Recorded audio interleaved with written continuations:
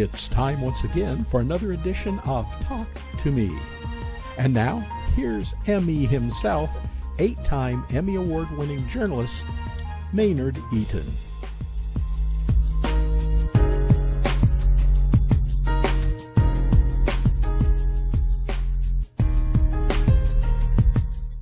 Hello again, and welcome to Talk to Me, our weekly conversation with political leaders like we have this week, and also cultural influencers like we also have this week.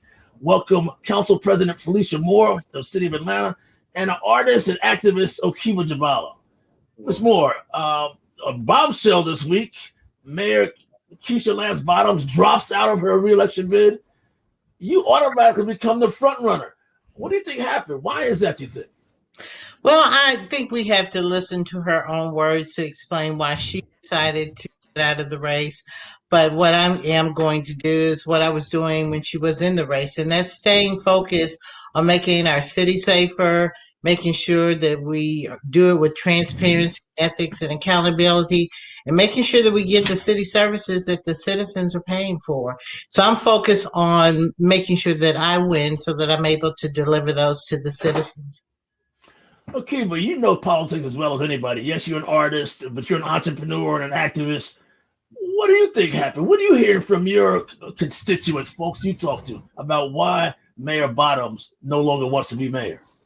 I think a big part of it is she was punching. She's not in the right weight class. Like, I love using a sports analogy. And when you have someone who's a lightweight fighting a heavyweight problem such as crime, such as the problems with entrepreneurship, the arts, everything that's really in the city, that takes a heavyweight leader. And I really don't feel like Keisha's a heavyweight leader. You know, she's more of a show horse than a workhorse. So it made sense to step out of it. Council President Moore, there are those who suggest that while you're the front runner, there are others biting at the bit, like former Mayor Kasim Reed is said to be announcing on Memorial Day. I don't know if that's true. Antonio Brown, a council member who works under you, has announced, as you well know. Andre Dickens, I'm told, is thinking about running. And of course, Sharon Gray is all the way into the race. What is your plan to distinguish yourself from your competitors, President Moore? Well, first of all, I'm distinguished from them because I am a different person, and I believe we all bring a different skill set. I've been around city government for a while. I have the knowledge base. I really know on the ground and currently what the issues that we need to tackle in our city and the challenges that we're going to be faced. And I also have around me people with great ideas, along with those ideas of my own, to be able to bring what we need to bring to the table, which is probably unique from what we've done before, and solve those issues. So how I distinguish myself from them is that I have more experience and knowledge base than them about what the issues are of the city and how to address them. What is wrong with the city? What do you think is going on here now? It seems many folks think something's run afoul. Was it the mayor or the issues that were not solved or curtailed?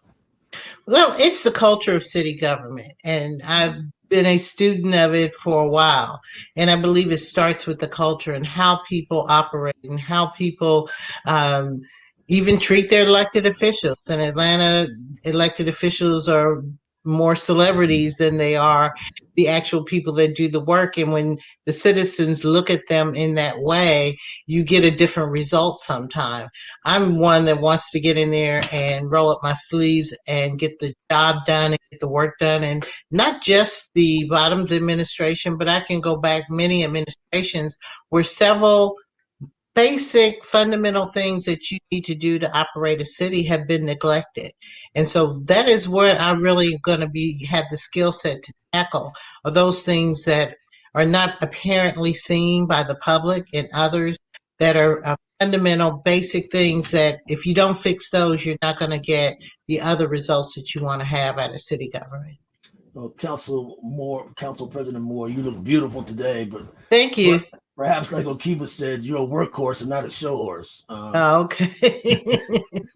Well, can I clear that up? Workhorse can be beautiful as well. That's what I was going to say. I'm a beautiful workhorse. You know, some people are only built for what it looks like, but you're built for what it looks like and what it needs to be. Thank you. That's a good one. I'll keep it. I'll keep it this weekend, the 29th or the 29th of May. You're doing something called Atlanta, our home, our artists, our legacy. We themed this show, the politics of art. Will this 29th event be about politics or about the art Atlanta has to offer in terms of its expression about politics? Can you explain what you're doing and why you're doing it? Well, it's a combination of both. I believe that as a creative, you know what I'm saying, you need to be able to actually be within the networks, the government network, you know what I'm saying? And it makes the city better, it makes the culture better, it makes everyone better when you have people who are on the ground. Because if you look at so many different movements that happened here in Atlanta, it came through the arts and everything. But unfortunately, with the current leadership structure, that tends to be not the focus at all. So a part of what we look at with the Atlanta exhibition is being able to showcase some of the amazing talent that's here in Atlanta, and also being able to partner with the government officials, with the wonderful Miss Felicia Moore also, you know what I'm saying, to be able to say, hey, look, Atlanta, this is who represents us. You know, so we need to wrap our creative powers around her, stand behind her, and also lift her up to be able to move the process forward. Because if we don't work together, we already know what it looks like when we don't work together. So we don't need another 4 years of that same regimen. So the Atlanta exhibition showcases the amazing talent, while at the same time, it bridges the gaps between art and politics. And within the scene, I tend to be the big mouth who doesn't have a problem saying certain things, but I back it up also. So I make it a point to make sure that the politicians know, hey, we're here to support, but we're also here to be supported also.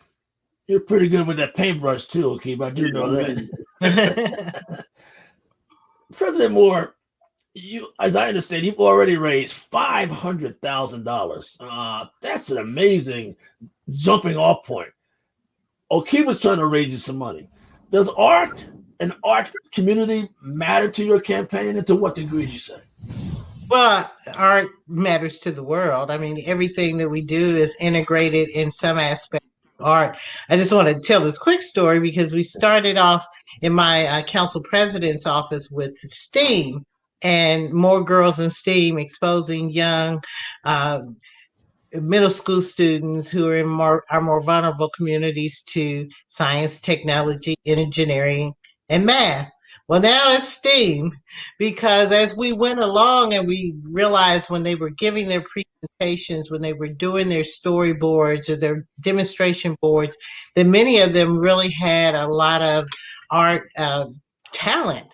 And so we're now talking about STEAM and making sure that arts is incorporated. And that's what I want to see in the administration. What are those inflection points that we can incorporate art more than we've done before? Atlanta has been a supporter of the arts, but how do we incorporate that more in our everyday policy making and the things that we do in the city?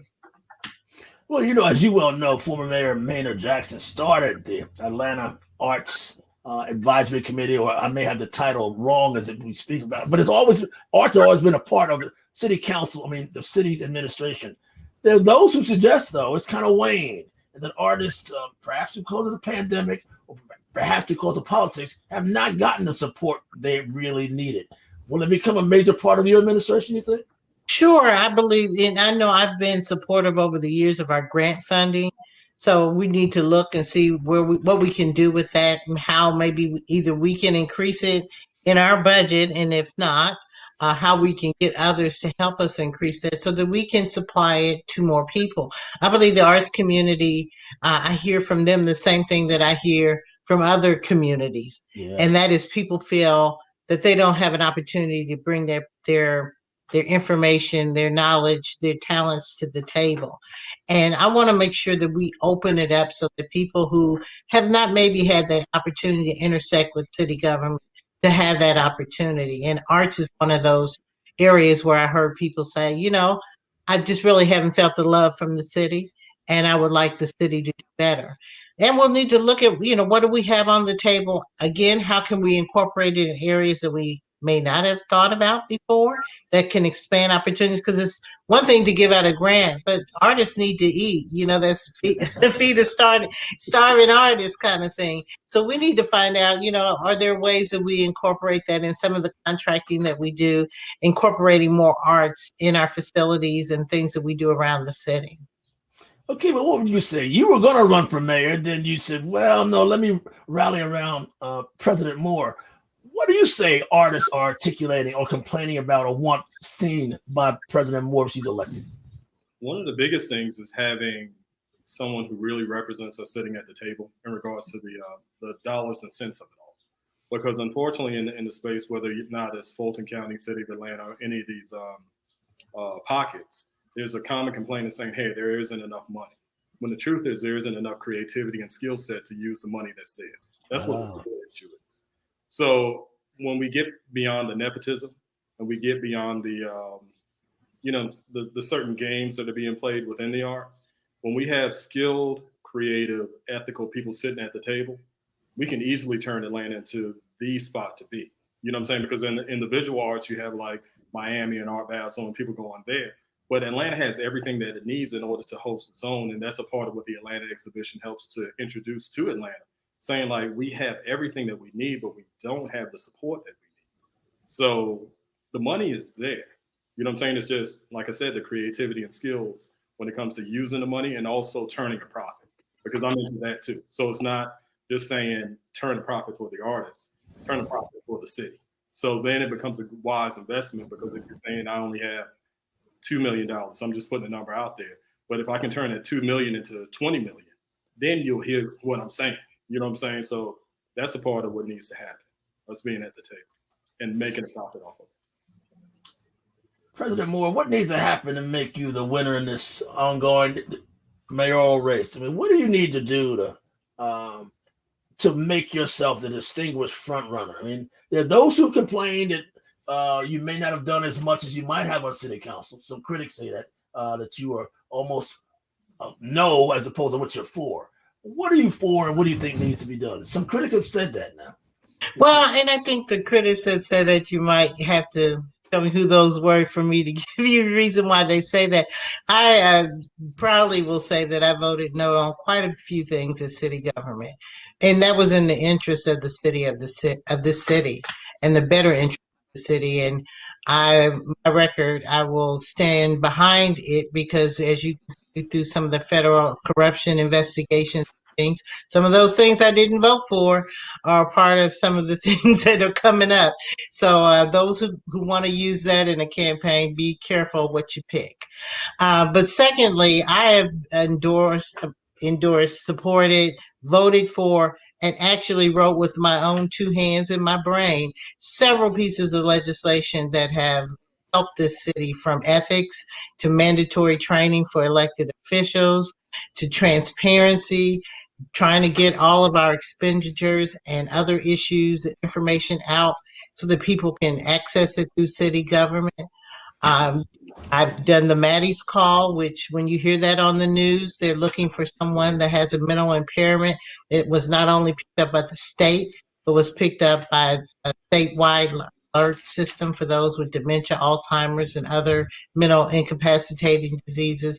I could go on and on. I have not only been on the council, but I have been that worker on the council, and I have written legislation, and I'll put my record up against anyone. It's several pages long.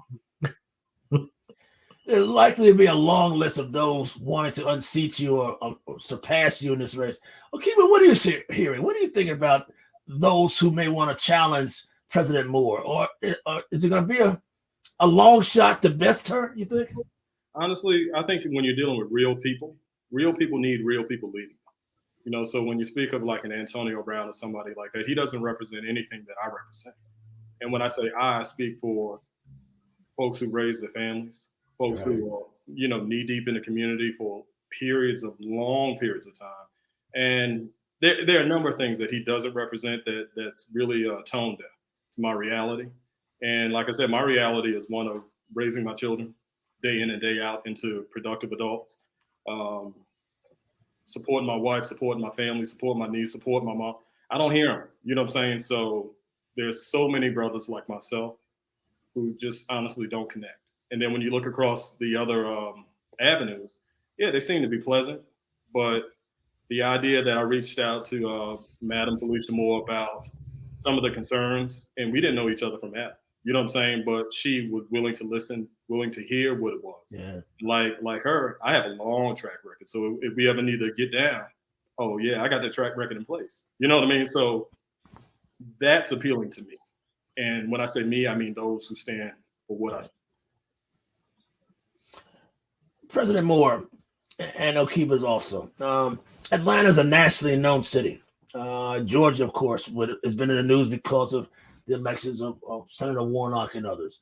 What does this race, what will this mayoral race say to national other cities across the country? What does it mean to our producer, Mark Abrams in Philadelphia? Does it say anything to him?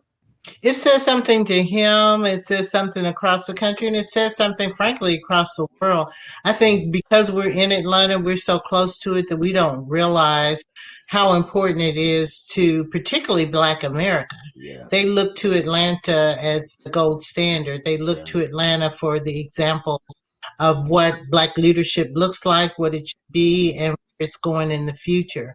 And so it will be important to see how this race, not only how it's conducted, but how Atlanta selects its next mayor. And my hope is that when I'm elected mayor, that it will be a smooth transition and one that will give me an opportunity to work with Okeeba and others and bring about what we need to heal our city. We have a lot of issues that need to be addressed, and it occurred to me the other day. I was just thinking of the long list of things that need to be done by the next mayor, and then I really smiled because I realized, you know what, Atlanta has everything it needs to fix all of our issues. But what has not happened is leadership that has brought all of these pieces together, from churches to nonprofits to the unions to whomever the organization or institution is, bringing those together with those skill sets and working together to fix these issues. And so I'm happy because I know that the help is out there to get this done. It's not all on the city. The city is all of us. The politics of art. Okeeba, what are your contemporaries saying about this race? Does it matter to folks you work with in North Carolina or around the country, Las Vegas, where you had an exhibition? Does it matter to other folks about what's happening in your backyard? Yeah, it definitely matters. And I think it's one of those things where it matters even more when they see me standing with someone. Because I don't stand with just anybody. If I have a problem with you, it's going to be clear. You know what I'm saying? So it gives them a green flag to pay attention in a different type of way. And Atlanta does influence everything, nationally, internationally. And the type of leadership that we need has to be a straight shooter. And if we have a problem, let's fix the problem. Let's not dance around it, photo op it, and take pictures of our shoes and, other ridiculous celebrity type trinkets to make you, not focus on the fact that your refrigerator is empty. You know what I'm saying? Let's focus on really resolving the issue. So when we look across the board, I get calls and emails all the time about, hey, what's happening in Atlanta? Are we going to do this? Are we going to do that? And there's a level of patience, but also a level of just running out of patience. So I believe that this is a turn that we need to make. And hopefully the voice can be heard and we support who we need to support. And that's why I'm here right now. The exhibition is May 29th. Atlanta, our home, our artist, our legacy. And President Moore, speaking of our legacy, I'd be remiss if we didn't end this show by honoring and saluting the life of Councilman C.T. Martin. Yes, long time servant of the people, Dean of the Atlanta City Council. I certainly remember Mr. Martin. He was there when I first got elected. And he, of course, ran in the race for president of Atlanta City Council. And so I knew him towards the end. My relationship with him was when I first got on there, he loves me not. Then somewhere in the middle, he loved me. And toward the end, he loved me not again. But he was very consistent and he worked very hard. He really loved being an Atlanta City Council member and really especially being the Dean of Council. a quiet warrior. Yes. Ladies and gentlemen, thank you so much. The politics of art. Good luck to you, Council President Moore. Thank you. Okeeba Jabala. Thank you. This has been Talk to Me. We'll see you next week.